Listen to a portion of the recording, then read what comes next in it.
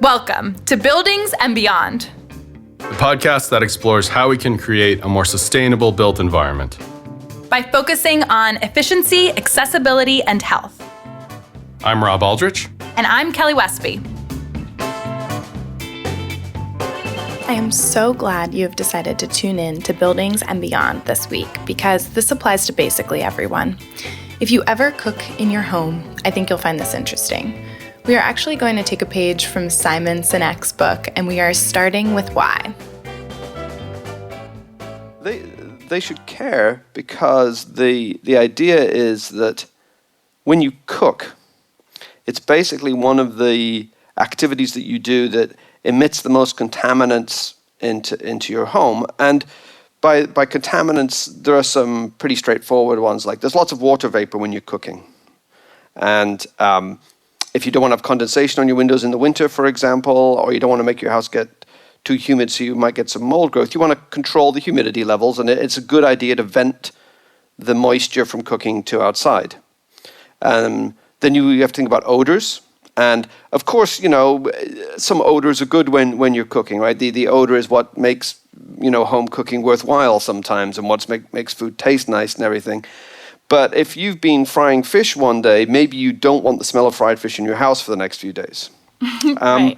And the last thing is more from a health perspective, which is that aside from the moisture and odor issues, there are contaminants emitted when you cook that can actually impact your health. One of the primary ones is small particles, and they come from either the burning of natural gas, if you're using a gas cooktop, or the cooking process itself. And then there are things like oxides of nitrogen that also are emitted from gas burners.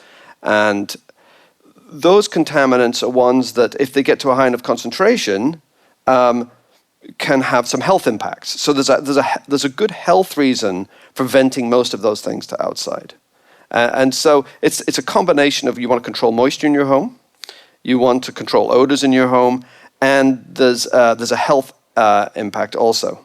And I'm not saying that you should cook. I personally love cooking, and everybody should cook. I think a home-cooked meal is probably the healthiest way to feed yourself. But we should do it with an awareness that it's a good idea to control what we do when we're cooking. And effectively, the best way to do it is to vent some of these things to outside. So that's the rationale for why you would vent a kitchen ever.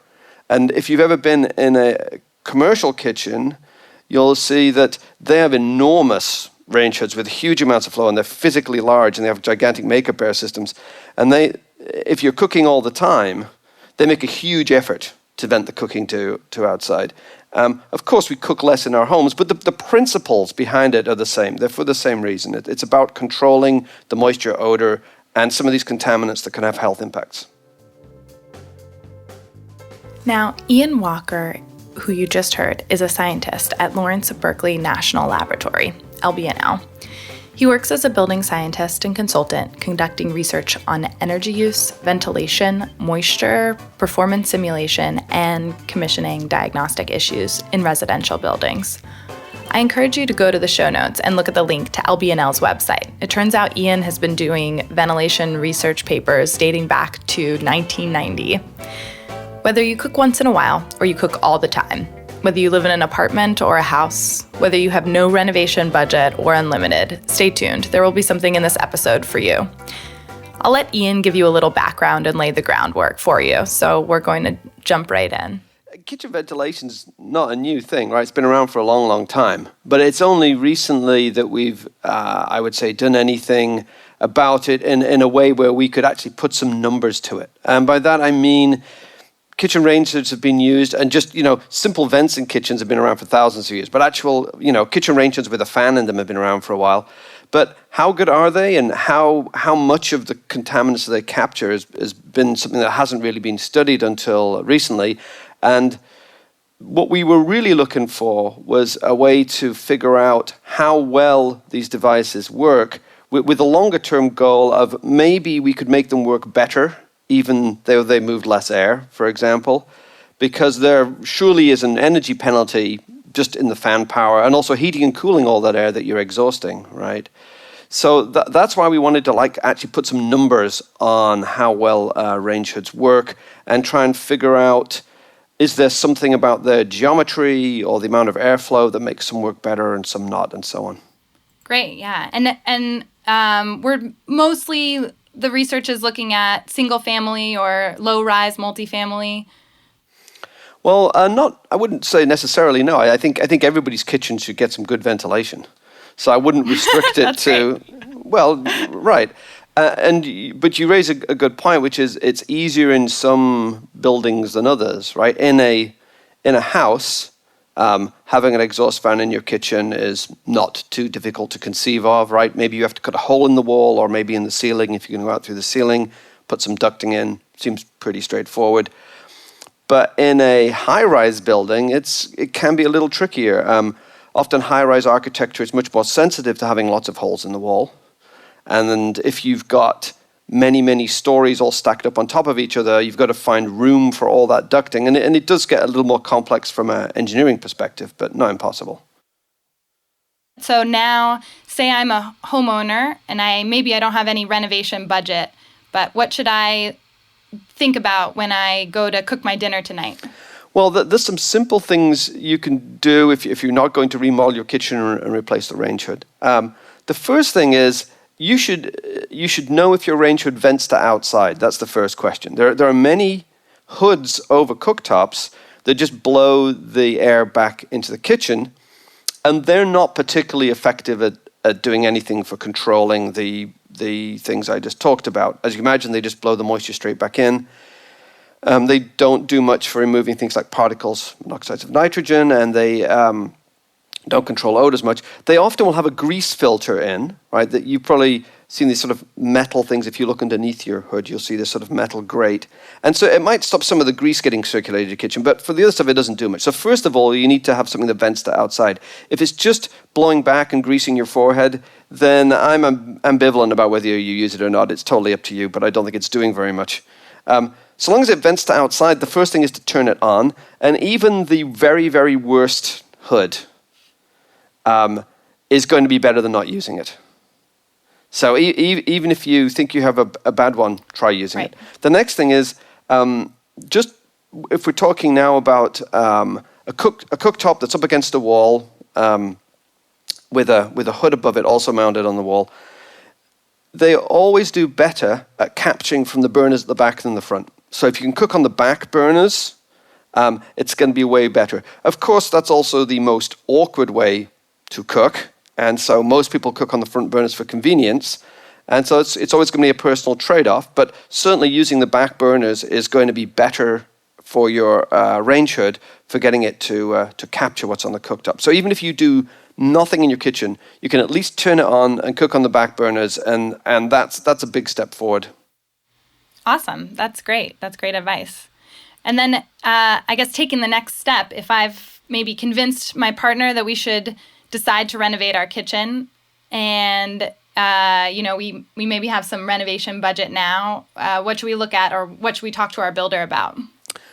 So here you're talking about how do I pick my new range hood effectively. And there's a couple of things you can do that when you're browsing through catalogs or you're at the hardware store looking at these things. One is to simply look at the physical geometry of the hood. And the key thing is, does it come out far enough from the wall to cover all the burners? And basically, the further out from the wall it comes, and the more coverage it has, generally speaking, the better it will perform.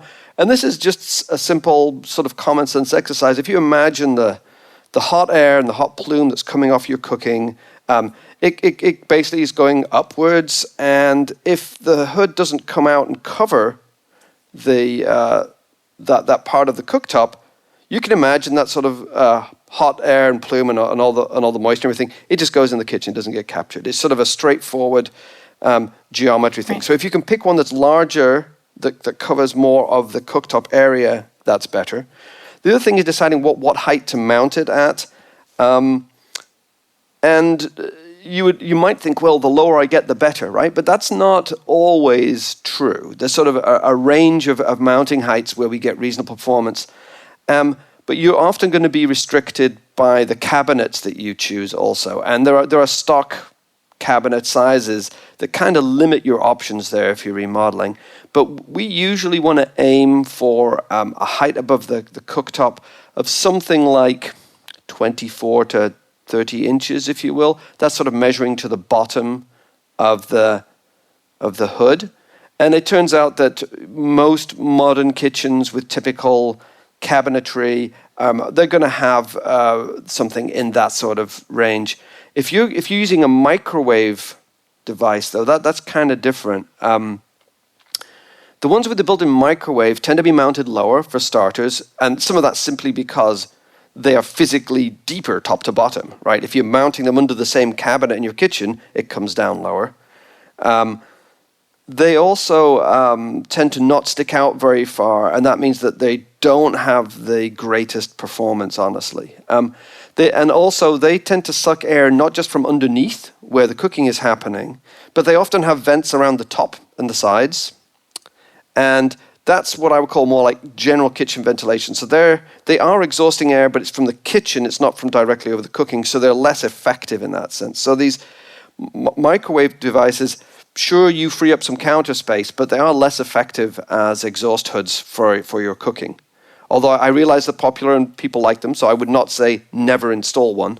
But you should understand that it's not going to be quite as good as one that doesn't have a microwave stuck in it. Just consider your alternatives in that case. Right.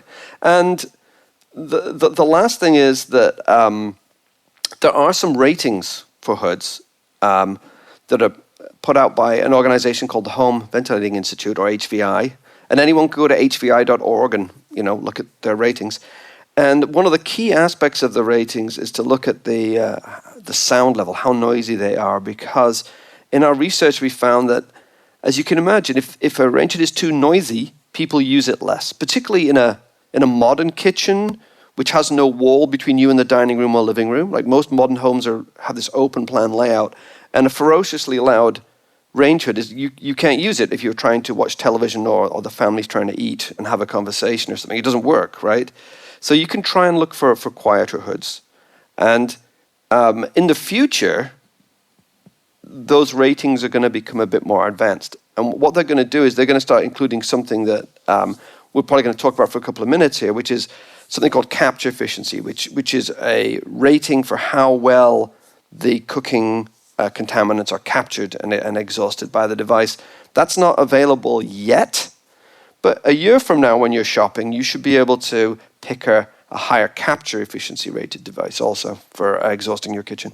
Great. And can you dive into that a little bit? You've been doing some research on what the capture efficiency is of current range hoods. What does that look like from what you've seen in the market now? Sure. So maybe I should define what we mean by capture efficiency first. Basically, what capture efficiency is about is when you're emitting stuff from your cooking, what fraction of that gets sucked into the range hood and blown directly to outside. So a poor range hood might, say, only capture a third of all those cooking contaminants, and its capture efficiency would be 33%, or about a third. A very good range hood might capture 80 or 90%. So almost all of the cooking contaminants get sucked into the range hood and blown outside. And so capture efficiency is that rating that says how much of what I'm emitting from my cooking gets blown to outside. And we've done lots of experiments, both in the laboratory at LBNL and also going out to people's homes and testing. And there's a huge range of performance for capture efficiency. And I touched on some of this earlier. It depends a bit on the geometry, the physical dimensions of the hood in terms of how well it actually covers the cooktop. But as your listeners might imagine, often you have a switch that changes the fan speed on your hood. And as you increase the fan speed and more air flows through it, the capture efficiency goes up. So you get the best capture efficiency at the highest flow rate. Unfortunately, that also tends to be the noisiest way to operate it. So there's going to be a trade-off in your kitchen, right, about how much noise can I stand. Generally, the higher speed, the higher the airflow, the greater the noise, and the better you will capture things. And at lower speeds, maybe you can still carry on a conversation, but it's not capturing so well. And we have developed basically a standardized test method for this that is going to be adopted by HVI and other organizations so that everybody tests the same way, so that we standardize on things like what is the heat output of the burner that you're looking at, and what method do you use to measure this capture efficiency. And we're using a tracer gas system for doing this, but it's all in a very standardized, very controlled way. So all the test labs will get the same result if they test the same device in the same way. It's all been engineered out to be very, very consistent. And there's several other test labs in the country that have been trying out this test method, and also some European test labs also, because we think that this way of rating for capture efficiency will probably find its way into international standards as well as being used here in the US. That's great.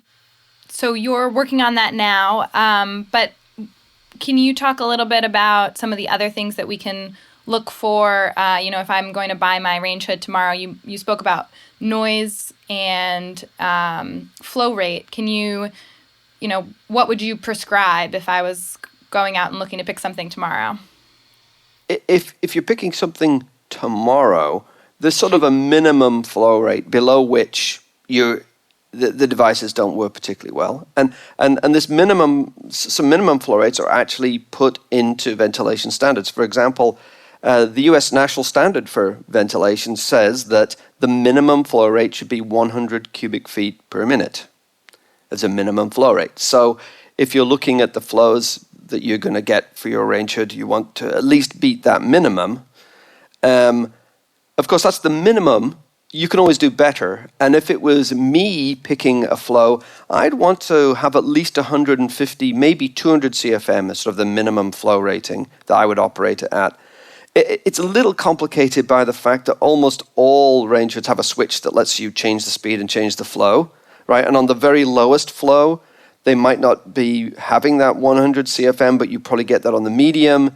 And then on the high flow rate, you get up to 150 or 200 for a typical device. So, there's always going to be a range of flows. At the more extreme end, though, for high-end kitchens, we see devices that are essentially look like they should be in a commercial kitchen, right, where their airflows are several hundred CFM, maybe 600-700 cubic feet per minute. So like 5 times or 6 times what the minimum is. And that all seems like, hey, that should be awesome, right? Because now I'm going to get really good capture efficiency and all that sort of stuff, which could be true, but you pay a price in terms of noise for a start. These tend to be noisy to move all that air. And the fact that all the air has to come into your house somewhere else, right? It's all the air that goes out comes in somewhere. Right. And at the very high flow rates, that can be a difficult thing to manage for your home. And so that you can easily run into comfort issues. For example, if you live somewhere cold and it's wintertime, all that extra cold air coming in has to be heated, which is, going to cost you some energy. And if you have what we call makeup air, which is a deliberate duct to bring that air in, you have to be careful about where that air comes in, because if you don't heat it up in the winter, you get a horrible cold draft on people. So these very high-end, very fancy, high airflow devices bring a whole world of problems with them that currently the industry is not dealing with very well, I would say. And it's important when you're picking these things to be aware that it's not so simple as buying the biggest thing you can and turning it on. There are other consequences that we have to deal with when we do that. But that's only for these very large, very high-end devices. For your more typical thing that you might put in your kitchen, those high airflows are less of a concern because they simply don't move that much air. Right, compared to the overall building size, or? Correct, yes. Well, right. It's not so much building size. It has to do with things like, if you live in a very energy efficient home, they tend to be what we call very airtight homes. In other words, they don't have very many leaks in the building to let air in or out. And if you have one of these very, very big exhaust fans, often they will actually move a lot less air than they say, because it's simply so hard to suck the air in through the very tight shell of the home. And sometimes we also have concerns about what about if you have a water heater in your house that takes its combustion air from your home. So this is not a sealed off unit, it's not outside or in a garage or anything, it's actually in the home with you. And there are plenty of homes that have this, right? If you exhaust too much, you might pull the exhaust from the water heater into the house with you. So, all of those combustion products that I talked about from the cooking, from your water heater are now coming in the house, which is, water vapor and particles and carbon dioxide and all sorts of stuff. So there are some issues there that we do have to think about if we install very, very large exhaust systems in homes that have what we call these natural draft combustion appliances in the home with them. I will say, though, that there are tests you can do to make sure that those devices are not overpowering the ability of your, say, water heater to draft properly. Organizations like the Building Performance Institute and others have got test protocols to evaluate this sort of thing. But again, I would argue for keeping your life simple and not buying a gigantic hood with a lot of flow and going with something more moderate. Right, yeah. And actually, it's interesting anecdotally, obviously, but I'm up in Vermont this week, and we have a lot of fireplaces. And we actually had a situation the other night where the fireplace was running, and somebody went into the bathroom and turned the fan on that's integrated with the light switch. And there was a series of circumstances that made it such that we backdrafted from the fireplace, and smoke kind of came into the room. So, yes, it's a real issue, right, and it can happen, and we should avoid it if we can. And again, right. I think this is an argument for using a more moderate airflow for your kitchen range hood if you can. And I realize that sometimes these are lifestyle decisions, not building science decisions. And who am I to decide? I can only advise people to avoid bad situations. Right, of course. It's one perspective of the whole construction game. Well, I mean, this is often the case when we talk about people's homes, is that a lot of the things in a home are interlinked in these ways, right? That the exhaust from the kitchen does great things to get rid of the contaminants in the kitchen, but we have to make sure we're not messing up the home somewhere else. Right, that's an excellent point. Thinking about everything that you're doing in the home as a full system and what's the impact on the whole system. That's right. Your house as a system is sort of something we often say. Yeah, and we're the building doctors or something. Possibly. And as any good doctor, we always have to firstly do no harm, right? We have to make sure the things we do don't end up making things worse. Right. It's an important thing.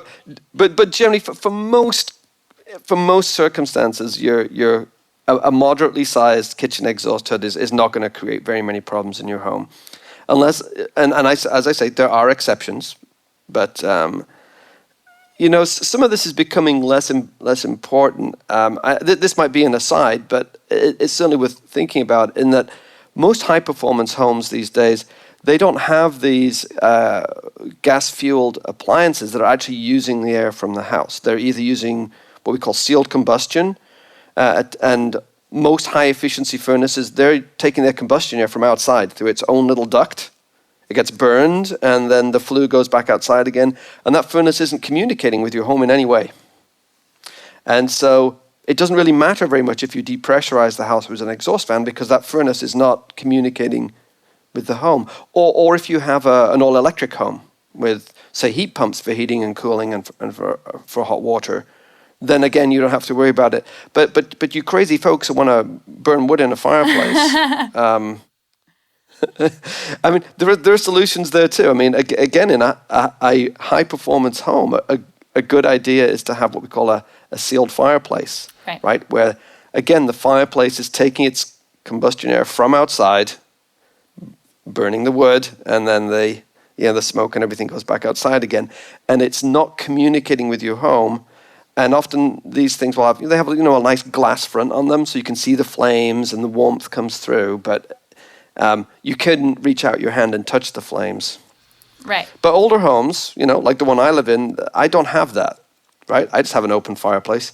Of course, I live in California, so I can't use it very often, but, Yeah, take those your are great chances. points.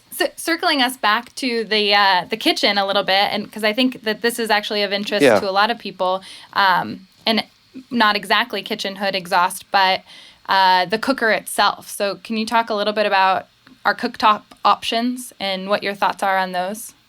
Definitely. So they broadly fall into three categories if you want to do some cooking, right? There is a gas burner. There's what we call an electric resistance element. That's usually the spiral thing you can see that glows red hot. And the third one is what's called an induction cooktop, where there's nothing that gets hot, and instead an induction field is induced in your metallic cook pot, and the pot is heated directly rather than having gas be burned or a hot spiral element. And they are quite a bit different in terms of what happens when you turn them on. And the gas cooking is the one that produces the most contaminants, because when you burn natural gas, you get a lot of water vapor, which you need to control. There are also lots of particles generated, which are a health concern. Oxides of nitrogen, that again, are a health concern. And possibly some other volatile organic compounds that come from the combustion process. And so there's more contaminants produced by the gas cooking than the other ways. So the hot electric element is sort of halfway in between.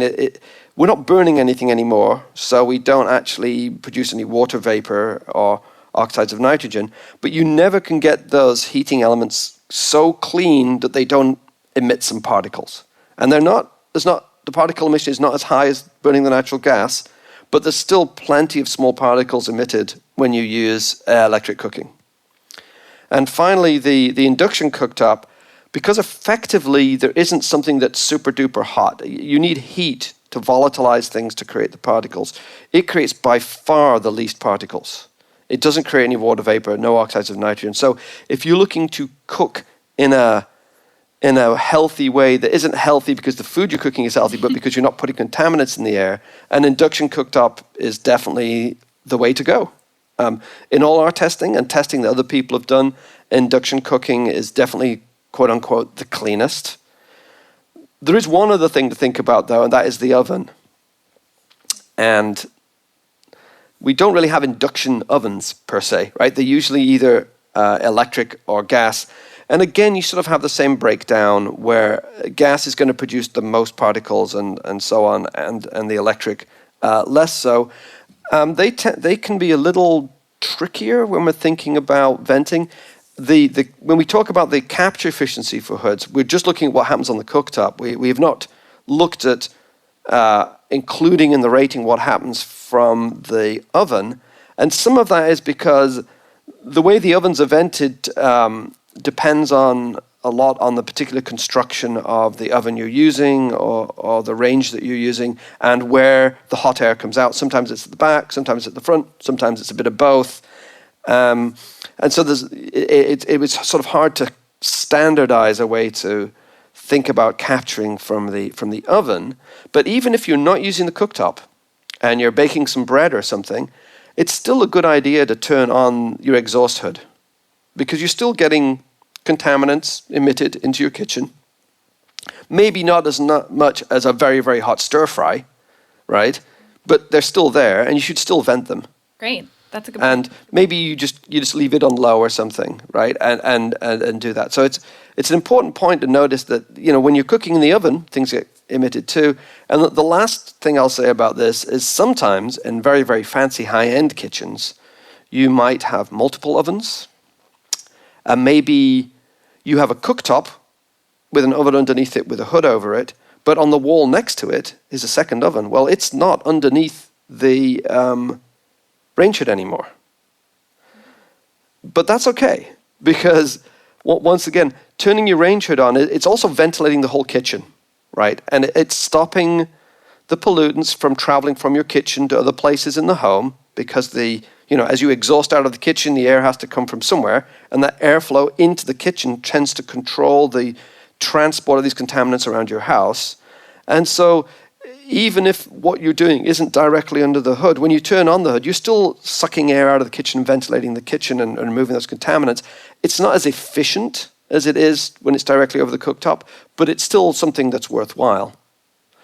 And indeed, there are many other kitchen ventilation approaches that don't use a range hood per se, right? Sometimes there's just a fan in the wall or a fan in the ceiling that exhausts the whole room. And again, they work. They're just not as efficient as a range hood. And in order to get to the same levels of contaminants in the kitchen, if you're just generally ventilating the kitchen, you have to ventilate a lot more than if it's just a range hood. And so they're less effective, but it's not like it has zero effect. Right. Great point. Yeah. So thank you. I think there's a lot of key takeaways here. I would say some of my top ones are, number one, use your exhaust fan. Number two, yes, if you vent it to the outside directly. And my number three is I should get an induction stove so I can make a bacon cheeseburger and call it healthy cooking. I'm not sure I'm going to agree completely with your point number three about whether what you're eating is healthy, but in terms of what you're emitting and what you're breathing, it might be slightly healthier. Yes. And, I'm not against gas cooking. I cook with gas myself, right? But I use my range hood a lot. Okay. And I understand that there are people that they love to cook and they have an affinity for using gas, and I'm never going to tell them to not do it, right? But I'm going to tell them, the air in your kitchen is going to have less contaminants in it if you use the induction. I mean, I think my next cooktop will be induction, even though I like to cook a lot. All right, good to know.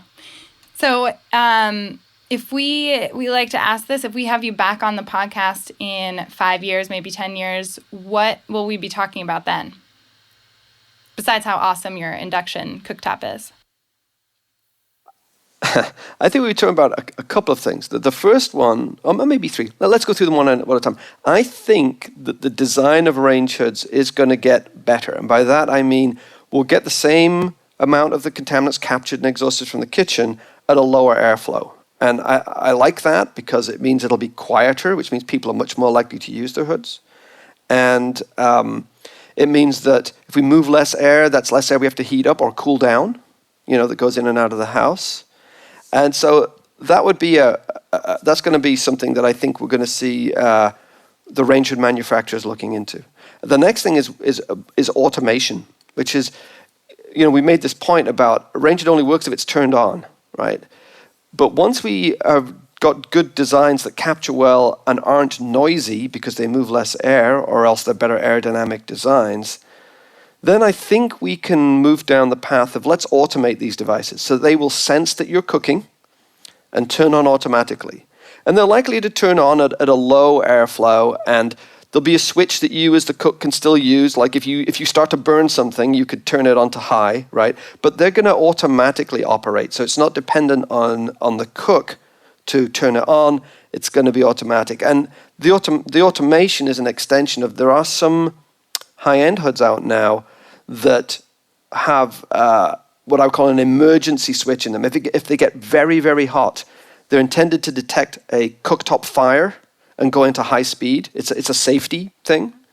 And those controls and control strategies are going to get adapted to be more sensitive and use some different ways of sensing the cooking, not just the temperature of the air, but maybe some infrared sensing and things like that. And we're going to automate range hoods. And I think that sort of performance improvement and automation are going to be the two big changes that we see in sometime in the next 5 years. These things are going to become relatively mainstream. Okay, that sounds great. You did mention three things at first. Do you have a third, or are we going to have to wait and see? There is a third one, and this is something that may be a bit of a stretch, and that is that there are some applications where people would like to recirculate. And the reason why I was going to say it is third, and then I changed my mind. The reason why I changed my mind is that I understand that with these devices, you could certainly put in a good particle filter to remove the particles. You could put some active charcoal carbon filters in there to remove some of the VOCs. But you're still going to have a hard time with removing the water vapor, right? And that's always going to be an issue if you cook a lot, and you don't want condensation, and we don't want high moisture levels in our homes. And it also has the issue of it's really, really relying on the homeowner to regularly change out all those filters. And from what we know from how people use their homes, in particular looking at how often people change the filters in their heating and cooling systems, we're pretty sure we can't rely on people to do that. So this is a third option, and it's being investigated mostly for like super duper, super tight homes where they want to keep the heat in.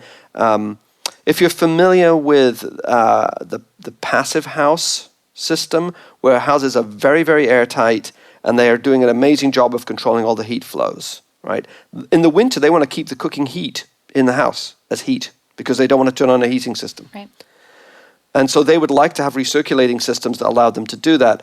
But I think there's still, a couple of really serious issues with those before I would be comfortable in recommending them.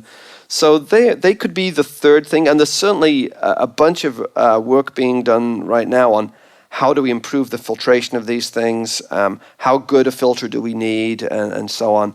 But like I said, they have a couple of key drawbacks, which is they don't remove the moisture and they do require a lot of maintenance. That means that they're... I won't say they're terrible. I'm just not their biggest fan. Right. That sounds great. So maybe we'll put that on the 10-year horizon and we'll check what they've got going on then. Maybe. We'll see. Well, I definitely... I just always prefer simpler things because they're harder to break, right? And you want to buy something that's going to work for at least 10 years, right? And so the idea of robust things that don't require you to maintain them all the time seem like they're much, much more likely to be working in 10 years. That's an excellent point. And I think it is a good end note. So I want to thank you so much for your time today and for coming on the podcast and coordinating this remote recording with our team. Thank you so much, Iain. Well, thank you, Kelly. I'm happy to talk about these things, as you can probably tell. Great. We'll have you back on soon. All right. Thanks, Kelly.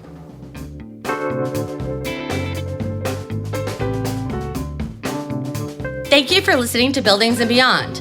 For more information about the topics discussed today, visit www.swinter.com/podcast and check out the episode's show notes. Buildings and Beyond is brought to you by Stephen Winter Associates. We provide energy, green building, and accessibility consulting services to improve the built environment. Our professionals have led the way since 1972 in the development of best practices to achieve high-performance buildings. Our production team for today's episode includes Dylan Martello, Alex Mirable, and myself, Heather Breslin. Thank you for listening, and we'll see you next week.